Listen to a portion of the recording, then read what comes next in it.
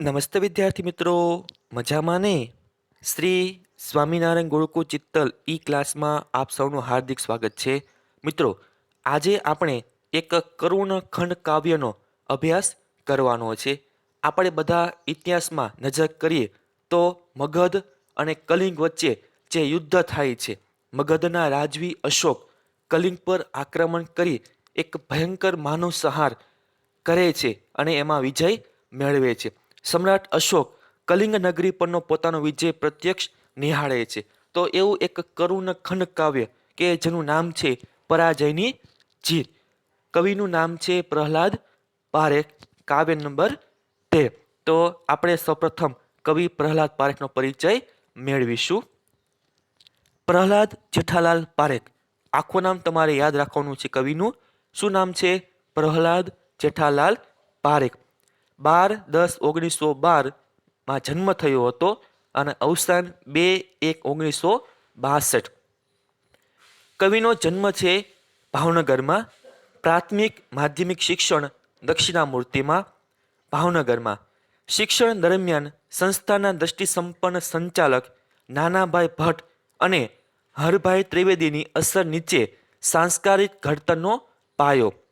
1930 આઝાદીની ચળવળમાં જોડાયા. અભ્યાસ ત્યાગ અને જેલવાસ. એ પછી પુનઃ અભ્યાસ. દક્ષિણામૂર્તિમાંથી વિનિત થયા પછી અભ્યાસાર્થે ગુજરાત વિદ્યાપીઠમાં જોડાયા. 1933 શાંતિ નિકેતન જઈ 4 વર્ષ અભ્યાસ કર્યો.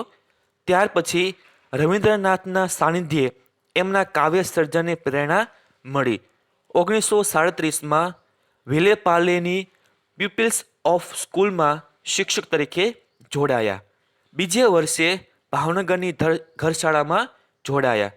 એ પછી 1945થી છેવટ સુધી મુંબઈની મોડર્ન હાઈસ્કૂલમાં શિક્ષક તરીકે જોડાયા.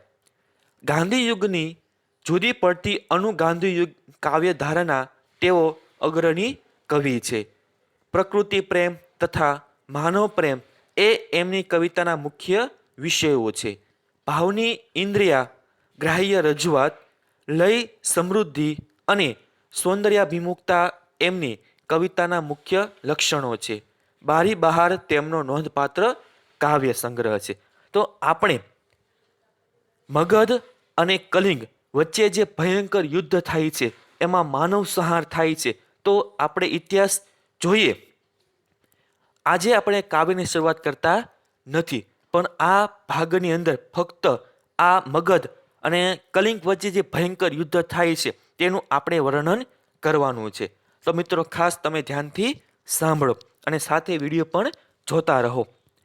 સુપ્રસિદ્ધ ઇતિહાસકાર, વિજ્ઞાન કથા લેખક H.G. વેલ્સે તેમના પુસ્તક એન આઉટલાઇન ઓફ વર્લ્ડ હિસ્ટ્રીમાં લખ્યું છે કે હજારો સમ્રાટો, રાજરાજેશ્વરો, મહારાજાધિરાજો, સરદારો વગેરેના નામોથી ઇતિહાસના પાના ખચાખચ ભરાયા છે.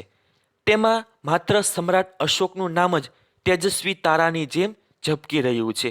આ વાત થવા પાછળનું કારણ એક યુદ્ધ નામે કલિંગની યુદ્ધ અને તેના પછી ભારતના ઇતિહાસમાં આવેલા બદલાવને મદ્દેનજર રાખી કહેવાયું છે.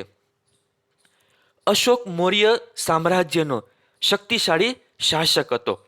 તેણે પોતાના દાદા ચંદ્રગુપ્તના લશ્કરી અભિયાન દ્વારા સામ્રાજ્ય વિસ્તારની પરંપરાને ન માત્ર જાળવી રાખી, બલકે એને આગળ પણ વધારી હતી. તેનું મોટું પ્રમાણ તે ઈસવીસન પૂર્વે 260-61 તેણે ખેલેલું કલિંગનું યુદ્ધ છે. આ કાવ્યનો મુખ્ય વિષય એ કલિંગનું યુદ્ધ છે કે કઈ રીતે મગધના રાજવી અશોક કલિંગ જીતે છે, કલિંગને હરાવે છે. જે આપણને કાવ્ય આપેલું છે પરાજયની જીત, એમાં આ મુખ્ય વિષય રાખવામાં આવેલો છે કે કલિંગ નગરી છે એ કઈ એની હાલત કેવી થાય છે એમ. તો કલિંગના યુદ્ધના 2 પક્ષો હતા. એક મગધપતિ સમ્રાટ અશોક અને દૂર સુદૂર આવેલું કલિંગ એટલે કે આજનું ઓરિસ્સા. કલિંગના યુદ્ધ પછી જતા પહેલા આ યુદ્ધના નાયક અશોકનો પરિચય કરીએ. મૌર્ય સામ્રાજ્યના સ્થાપક અને તેના પુત્ર બિંદુસારનો પુત્ર એટલે અશોક. બૌદ્ધ ગ્રંથ મહાવંશ મુજબ બિંદુસારને 16 રાણીઓ અને 100 પુત્રો હતા. કેટલી રાણીઓ હતી? 16. અને કેટલા પુત્રો? તો 100 પુત્રો હતા. અશોક તેની પહેલી રાણી ધર્માના પુત્ર હતો. સમકાલીન સ્ત્રોતો મુજબ અશોક દેખાવે કાળો અને કદરૂપો હતો. તેનો એક સગો નાનો ભાઈ પણ હતો જેનું નામ તિષ્ય હતું. બિંદુસારના અવસાન પછી જ્યેષ્ઠ પુત્ર નહીં પરંતુ શ્રેષ્ઠ પુત્ર હોવાના નાતે અશોક મૌર્ય સમ્રાટ બનવા ચાહતો હતો, પણ તેની શરૂની સત્તા પ્રાપ્તિ આસાન રહી ન હતી. બિંદુસારના સમયમાં તે અવંતી એટલે કે આજના ઉજ્જૈનનો સૂબો હતો. આ જ સમયમાં અશોકે તક્ષશિલાનો વિદ્રોહ કચડી નાખ્યો હતો. ત્યાં એક વણિક કન્યા સાથે પ્રણયની ગાંઠે બંધાયો હતો. તેમના કાયદેસર લગ્ન થયા ન હતા. એક મત પ્રમાણે અશોકને બૌદ્ધ મઠના પ્રચાર માટે મદદ કરનાર તેના સંતાનો મહેન્દ્ર અને સંઘમિત્રા આ પ્રણય સંબંધોની ફલશ્રુતિ હતા. બંને બાળકો જીવનભર વિદિશામાં રહ્યા હતા. તેનું કારણ એ આપવામાં આવે છે તે બંને ક્ષત્રિય કુળના ન હોવાથી રાજકુટુંબ તેમનો સ્વીકાર કરી શકે તેમ ન હતું. તેનો સત્તા સંઘર્ષ મુખ્યત્વે સુસીમ સાથે રહ્યો હતો. કારકિર્દીના પ્રારંભે અશોક ખૂબ જ ક્રૂર અને પાશવી પ્રકૃતિની વ્યક્તિ હતો.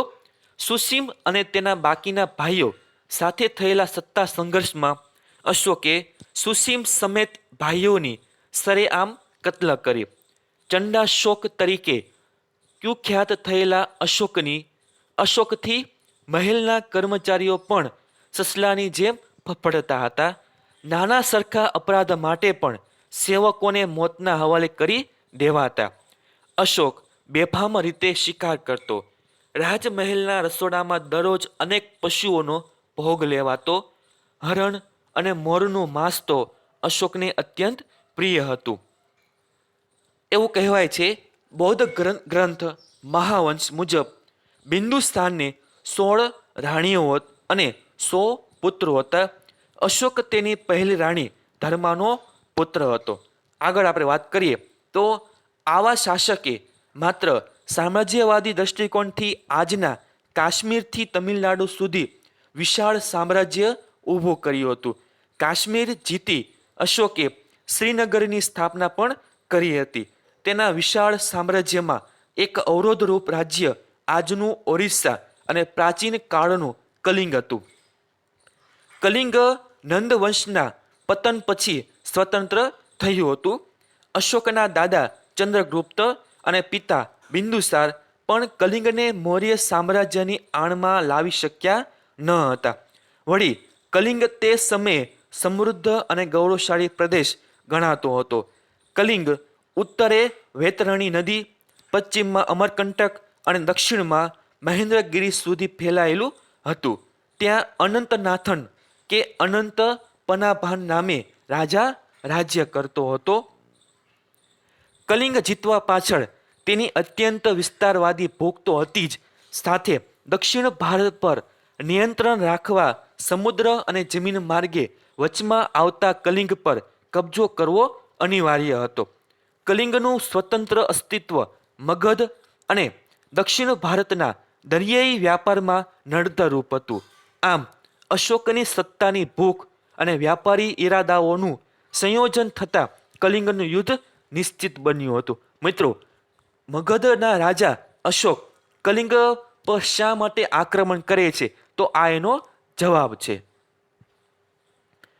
કલિંગ પરનું આક્રમણ અને યુદ્ધની વિગતો અશોકના શિલાલેખો અને તત્કાલીન સાહિત્યમાંથી ઉપલબ્ધ થાય છે. તે મુજબ અશોકે પોતાના શાસનના 9મા વર્ષે કલિંગ પર હુમલો કર્યો. વિશાળ લશ્કર અને ભવ્ય તૈયારીઓ સાથે અશોકની સવારી કલિંગ વિજય માટે ઈસવીસન પૂર્વે 260ના વર્ષે નીકળી.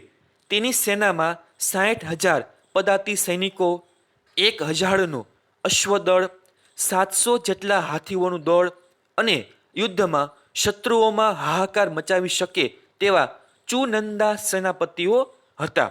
અશોક અને કલિંગ રાજ્ય વચ્ચે મહાનદી અને ગોદાવરી વચ્ચેના પ્રદેશમાં સંઘર્ષ થવાનો હતો. આજના ભુવનેશ્વરથી 8 કિલોમીટર દૂર દક્ષિણમાં દયા નદીના કાંઠે અને ઘોલીની પહાડી પર આ ભીષણ યુદ્ધ લડાયું હતું. અશોકના ઈરાદાઓ અને વિશાળ તૈયારી સાથે ચડી આવતો જોઈ કલિંગ સમર્પિત થાય તેમ ન હતું. સ્વતંત્રતા પ્રેમી કલિંગની દરેક વ્યક્તિ અશોકનો સામનો કરવા સજ્જ હતી. સામસામા લશ્કર અને તેમની લશ્કરી ગોઠવણો રચાઈ ગઈ હતી. હવે માત્ર દુંદુભી વાગવાની બાકી હતી. નંદ વંશના પતન પછી આઝાદ થયેલું પોતાના પૂર્વજો પણ જે પ્રદેશને જીતી શક્યા ન હતા તે પ્રદેશ અને દક્ષિણમાં દરિયાઈ વ્યાપાર માટે વ્યૂહાત્મક રહેલા કલિંગને જીતવું એ અશોકનું સ્વપ્ન બની ગયું હતું.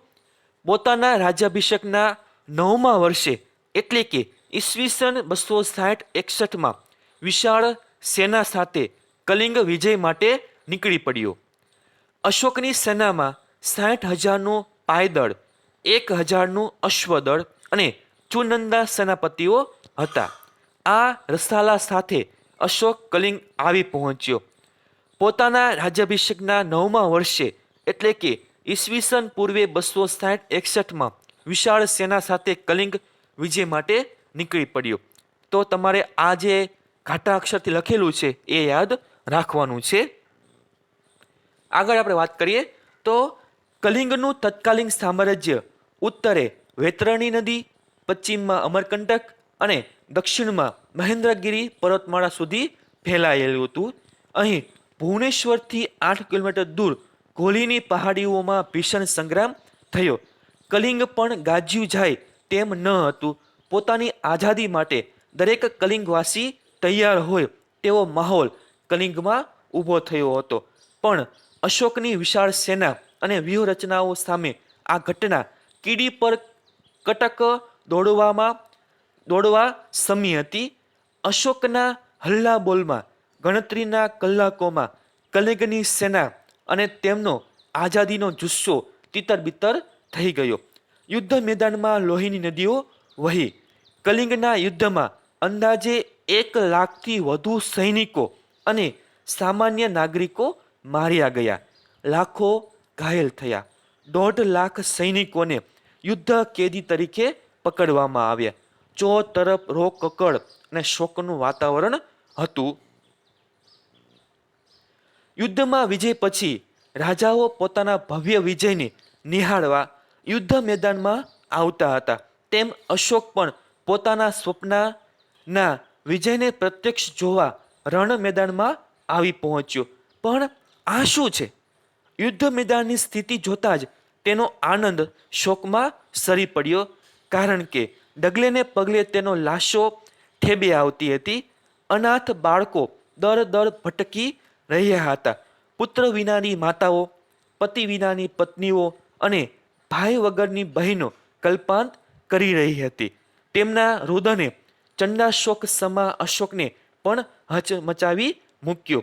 એટલામાં જ એક મહિલા બિલકુલ અશોકની સમીપ આવી કહેવા લાગી, યુદ્ધમાં મારા પિતા, પતિ અને પુત્ર ત્રણેય વીરગતિને પામ્યા છે. હવે મારે જીવવા માટે કોઈ કારણ રહ્યું નથી. તે પછી તો અશોકનો રહ્યો સહ્યો ઉન્માદ પણ ઓસરી ગયો. અશોકના મનમાં એક જ પ્રશ્ન થયો કે આ બધું શેના માટે? યુદ્ધ મેદાનમાંથી બહાર આવેલો અશોક બદલાયેલો અશોક હતો. ચંડાશોકમાંથી ધર્માશોક બનવાની પ્રક્રિયા શરૂ થઈ ચૂકી હતી. આ વખતે આપણા આ નાયકની ઉંમર 54 વર્ષની હતી. કલિંગમાં નવી વ્યવસ્થા સ્થાપવાના ભાગરૂપે ત્યાં નવી રાજધાની તોસલી નામની જગ્યાને બનાવી. દંતકથાઓ પ્રમાણે અશોકે કલિંગના રાજાની રાજકુમારી સાથે પ્રણયમાં પડી લગ્ન કર્યા હોવાનું પણ કહેવાય છે. પણ આ દંતકથામાં કંઈ દમ નથી.